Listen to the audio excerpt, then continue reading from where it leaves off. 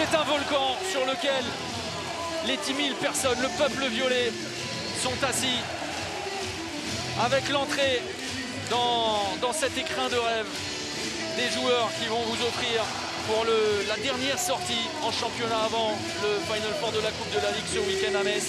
Un spectacle merveilleux.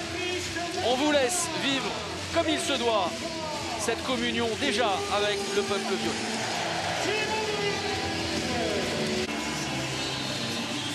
Le décor est planté, l'écrin est absolument sublime, l'enjeu énorme, le choc immense.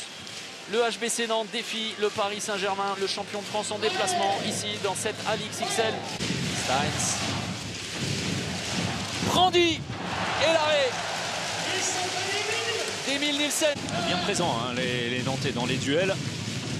Bon contre. Superbe défense. Bien contré, Mikkel Hansen. Et ça, c'est très bien joué de la part des Nantais avec Dragan Pechmanbek.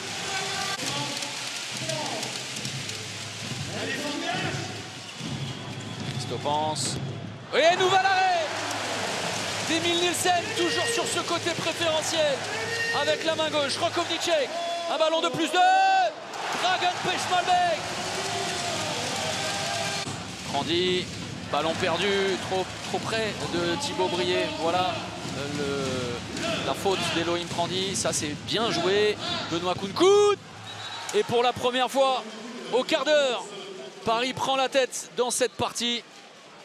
Troisième but sur sa troisième tentative pour Benoît Kounkoud. Steins, le ballon trop long. Ballon perdu, et l'opportunité de prendre 2 buts d'avance pour les Nantais avec Milic, avec Cavalcanti, Rokovnicek. Cavalcanti, le break est fait. C'est bien Vincent qui a conservé la lucidité. Un petit câlin et c'est reparti, plus 2 pour Nantes.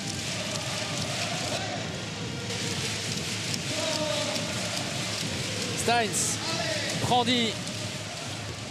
Oh, le pastis, l'humiliation sur Elohim Brandy. Un nouveau tir moelleux, cotonneux, médiocre de la part de l'arrière gauche du Paris Saint-Germain qui a donné ce ballon. Tranchant, le retour d'Emeric Min pour Dragan Pechmanbek. Et le plus 3. La XXL Arena est en train de s'embraser. Cavalcanti. Et le ballon gratté par Nikola Karabatic. Voilà. Alors, pas de... Nedim Remili. Et bien, juste avant de revenir au vestiaire, Paris réduit le score. Il n'y a plus qu'un but d'écart.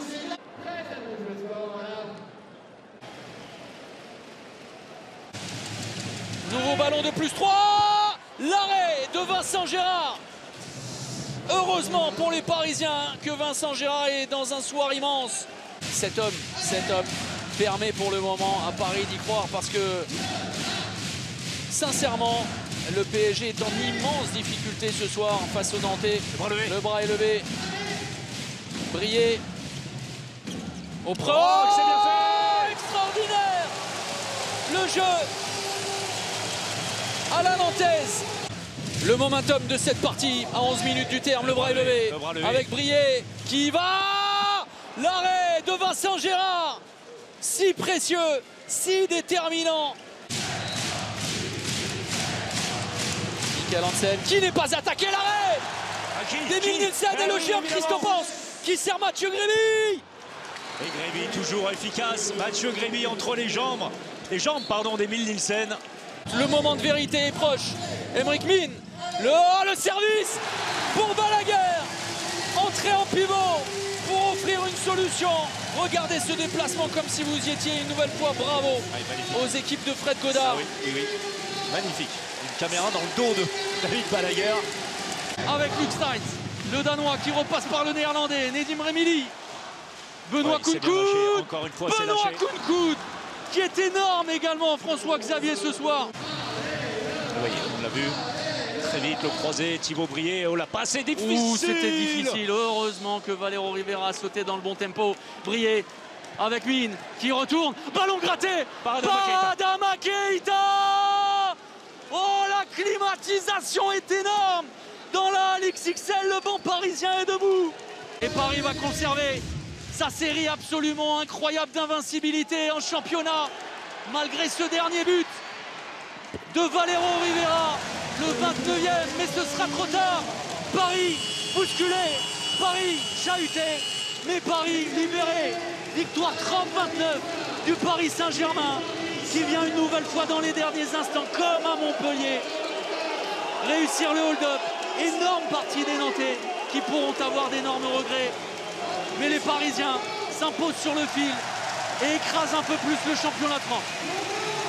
Aymeric, avec les stigmates de la partie, vous avez tellement donné dans cette rencontre, vous avez touché du doigt ce que vous étiez allé chercher pendant une grande partie de la rencontre, et la frustration doit être encore plus grande. Ouais, une grande frustration parce qu'on n'est pas loin, on mène une grande partie du match. Et échouer si près du but devant ce public-là, ça fait mal à la tête, c'est le cas de le dire. Et on est déçus. L'année dernière, on avait gagné là-bas parce qu'on avait réussi à bloquer leur jeu à 7. Ce soir, on n'a pas réussi. Et puis voilà, ils marquaient à chaque action à la fin. Donc c'était compliqué, ça nous mettait plus de pression en attaque et ça n'a pas tourné en notre faveur en fin de match. Aymeric, on a senti aussi un peu de crispation dans le dernier quart d'heure, avec des choses un peu moins évidentes, moins de solutions facilement trouvées comme ça avait été le cas lors du début de la deuxième. Ouais, on a beaucoup monté les ballons en début deuxième, ça nous a bien réussi. Et après, quand on est arrivé en fin de match, on a voulu peut-être calmer, alors qu'en défense passée, ils sont très solides. Après, comme je disais, quand ils marquent toutes les attaques que j'ai à 7, ça met plus de pression en attaque. Et du coup, ouais, il y a peut-être un peu plus de crispation et on n'a pas réussi, nous, à marquer à chaque fois. Et il y a des ballons qui coûtent cher, comme le dernier, ma dernière frappe de balle, ça coûte très cher, peut-être un point, donc c'est très décevant. Pour terminer, Aymeric, vous pouvez nous parler du match. Alors, il va falloir rapidement passer à autre chose. Ça tombe bien, vous avez Montpellier dans quelques jours. Ouais, en fin de cette saga XXL, c'était des très bons moments. Et maintenant, il va falloir switcher. Et c'est la coupe, il y a un titre au bout, donc moi par exemple j'en ai pas, donc ça va être une motivation supplémentaire et on va tout donner ce week-end, on va donner les dernières forces qui nous restent avant de partir voir la famille. Il faudra le même genre de défense par exemple lors de la première période? Ouais, il faudra un tout petit peu plus qu'aujourd'hui, on va analyser ce match. On va analyser ce match cette semaine, je pense, et si on est amené à les rejouer, on essaiera de ne pas faire les mêmes erreurs. Merci Aymeric. On a fait attendre Vincent Gérard, qui patiemment a attendu. Désolé de vous avoir fait attendre, Vincent. Vous avez vécu, alors on ne va pas parler de vous d'abord, mais à la fin, Vincent, parce que vous avez réalisé une partie absolument extraordinaire. Mais je parlais avec Nedim du cœur que vous y avez mis, de l'attachement, de l'abnégation, sans jamais paniquer, même lorsque vous étiez mené de 2-3 buts. C'est vrai que ça ressemblait beaucoup au match face au Barça. Ouais, c'était un bon match de handball. C'est vrai que ce qui est dommage, c'est qu'en première mi-temps, on rate 3-7 mètres et malgré tout, on n'a qu'un but de retard, donc on se bat. En deuxième mi-temps, on démarre bien. Enfin, ça a toujours resté serré, il y avait une belle atmosphère. Et le vrai point fort qu'on a pu y mettre, c'est beaucoup de courage, comme tu as pu dire, beaucoup d'abnégation. Il y a des moments où on aurait pu lâcher parce qu'on se retrouve à -2, -3, on a l'impression qu'on va y arriver, on n'y arrive pas. Et tout le monde est resté la tête haute, tout le monde a réussi à apporter. On voit Ferran qui n'a pas beaucoup joué mais qui marque les 7 mètres.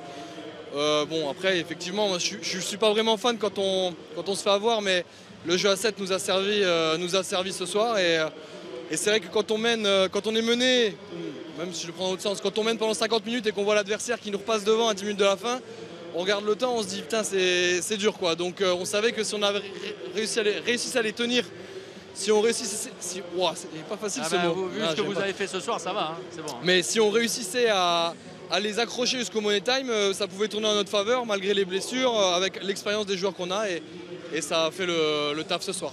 Vincent, pour terminer, on va parler de vous parce que vous avez livré franchement un match incroyable. Je vous avais vu la dernière fois face à Kielce notamment, mais c'est un peu comme ça depuis la fin de la saison dernière, les Jeux Olympiques, se nourrir aussi de ce public merveilleux. Ce soir, vous avez fermé la boutique et vous êtes un grand artisan de cette victoire. Comment on vit ça avec ces garçons, ces partenaires qui sont devant vous à essayer de batailler pour défendre? Il y a Yann, je dois remercier Yann aussi parce qu'il il passe son temps à me dire calme-toi, détends-toi, arrête de t'énerver. C'est compliqué. Ouais. Et sur 2-3 points, sur deux toits, sur les pivots par exemple, sur Monard, j'arrivais pas. Je dis mais qu'est-ce que je fais de mal, qu'est-ce que je fais Et on arrive à échanger, donc je dois déjà remercier Yann pour. Il est un peu comme un cocher là, qui me tient comme ça pour que j'arrête de m'énerver. Et puis forcément, c'est plaisant, hein. On joue devant du monde, on profite, le match est serré, il y a 2 belles équipes, des bons joueurs, une belle ambiance, donc on profite. Et moi j'essaye, encore une fois, dans le même état d'esprit que toute l'équipe, de se dire on n'a pas le droit de lâcher, on doit continuer. On a vu des scénarios dans un sens ou dans l'autre qui pouvaient tourner, donc continuer jusqu'au bout, rien avoir à regretter. Et ce soir, je suis heureux d'avoir pu apporter ma pierre à l'édifice. Oui, vous pouvez l'être. Bravo Merci Vincent, beaucoup. vraiment pour Merci. votre performance. Bonne Félicitations, bonne soirée.